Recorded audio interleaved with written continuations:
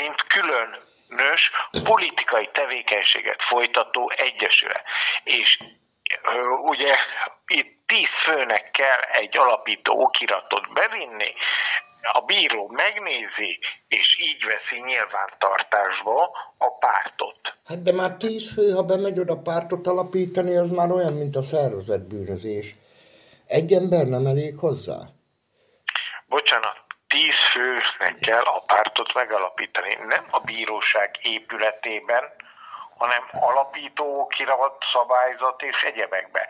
Ebben viszont én nem tudok önnek segíteni, mert nem választási téma. Értem, lenne egy másik kérdésem, hogy a választásoknál nem lehetne, mert hát nagybátyám elég gazdag, és nem lehetne azt megoldani, hogy a választásoknál a mi szórólapunkon lehessen szavazni, és teljesen mindegy, hogy Fideszre szeretne, van olyan lehetőség, csak apró betűvel a hátára ráírnánk, hogy ez a szavazat a Dunna pártra adták le.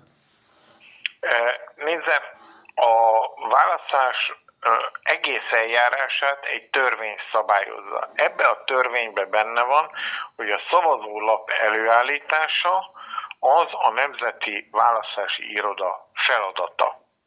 Hát annyira bonyolult, mert így gyakorlatilag, hát nem tudom, mindenkitől meg kéne keresni, aztán bájologni neki, vagy más módszerekkel.